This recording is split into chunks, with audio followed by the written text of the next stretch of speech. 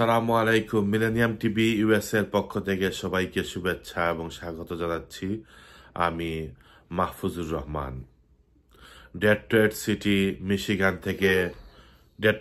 Michigan থেকে আমি আপনাদের সামনে এসেছি বিশ্বের তরতাজা খবরাখবর নিয়ে। সপ্তাহের পুরো বিশ্বের খবরাখবর নিয়ে আপনাদের সামনে আমাদের এই অনুষ্ঠানটি আপনারা দেখতে পাবেন একসাথে BanglaNewsUS.com ফেসবুক পেজ এবং মাহফুজ আদনান অফিসিয়াল ইউটিউব চ্যানেলে। আজ 27 নভেম্বর 2025। পশ্চিম তীরে ইসরায়েলের নতুন সামরিক অভিযান। ইসরায়েলি সেনাবাহিনী ফিলিস্তিনের দখলকৃত পশ্চিম তীরের উত্তরাঞ্চলের নতুন সামরিক অভিযান শুরু করেছে। বুধবার ভোরে তুবাস শহরে এই অভিযান শুরু হয়েছে বলে জানিয়েছেন স্থানীয় ফিলিস্তিনিরা।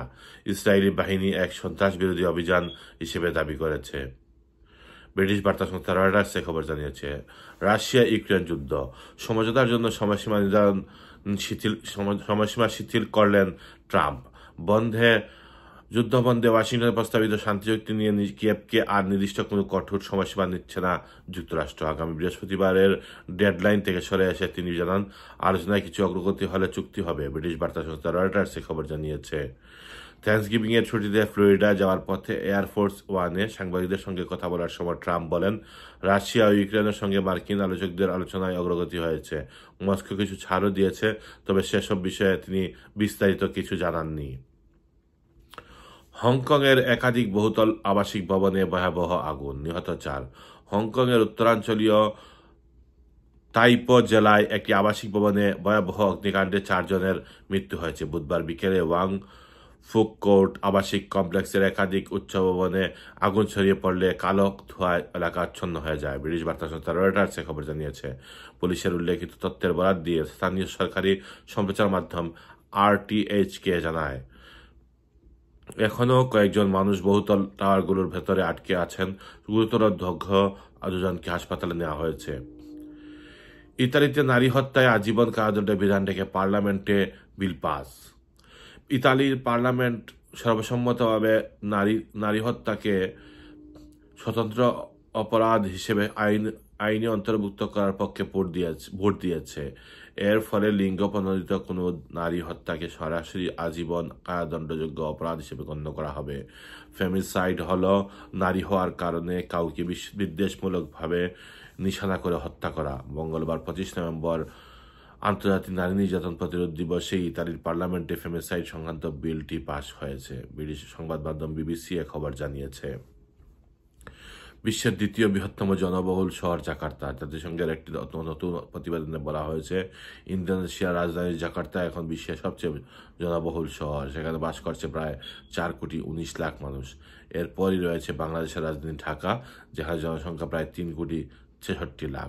এর আগে সবচেয়ে জনবহুল শহর ছিল জাপানের রাজধানী টোকিও। প্রতিবেদন অনুযায়ী ঘনবসতিপূর্ণ জাভা দ্বীপের পশ্চিমাঞ্চলে অবস্থিত নিম্নভূমির উপকূলীয় শহর জাকার্তা শহরটি দ্বিতীয় স্থান থেকে টোকিওকে পেছনে শীর্ষে স্থানে উঠে এসেছে। 300 বছরের সর্বোচ্চ বৃষ্টিতে থাইল্যান্ডে ভয়াবহ বন্যা, 33 জনের মৃত্যু।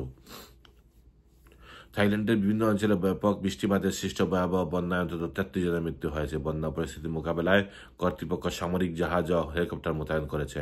মালয়েশিয়া সীমান্ত ঘেঁষা ব্যবসায়িক শহর হাতিয়াইতে একদিনেই 335 মিলিমিটার বৃষ্টিপাত রেকর্ড করা হয়েছে। স্থানীয় কর্তৃপক্ষের মতে শহরটির ইতিহাসে 300 বছরের সর্বোচ্চ বৃষ্টিপাত এটি।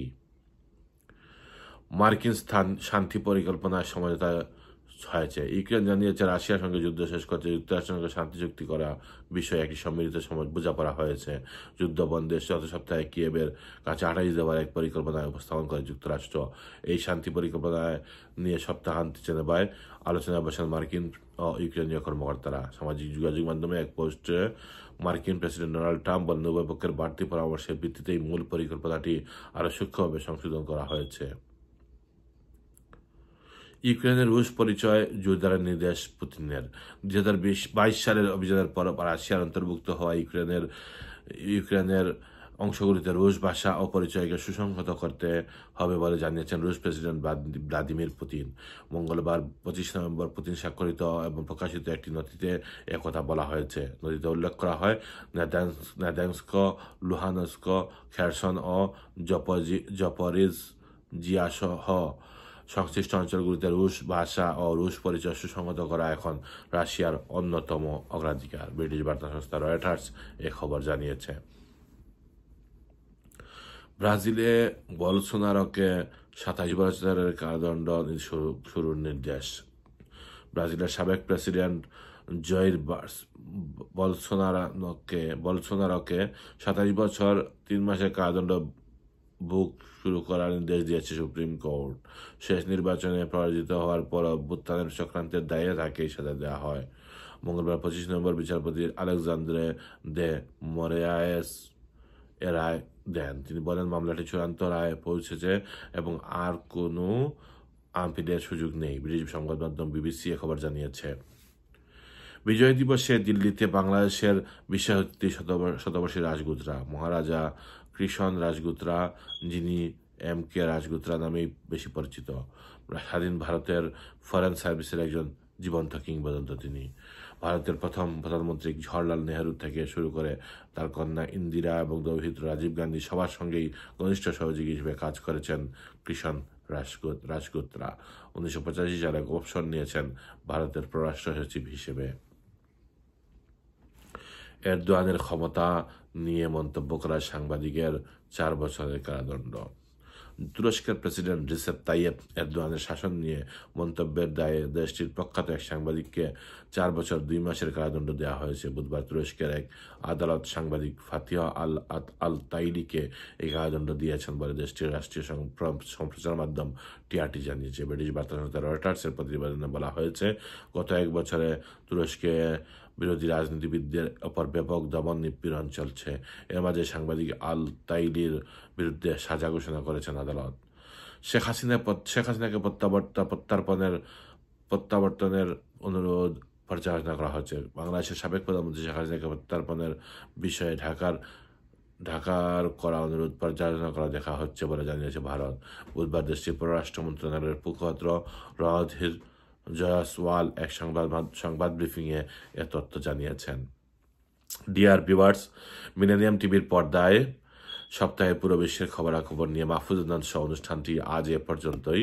আপনারা পরবর্তী অনুষ্ঠানের জন্য আগ পর্যন্ত আপনারা ভালো থাকুন, সুস্থ থাকুন, নিরাপদ থাকুন এবং আমাদের অনুষ্ঠানটি আপনারা Mahfuz Adnan official YouTube channel এবং banglanews.com ফেসবুক পেজেও দেখতে পাবেন। আপনারা ভালো থাকুন, সুস্থ থাকুন। আল্লাহ হাফেজ। আসসালামু আলাইকুম রহমতুল্লাহি বারাকাতুহু।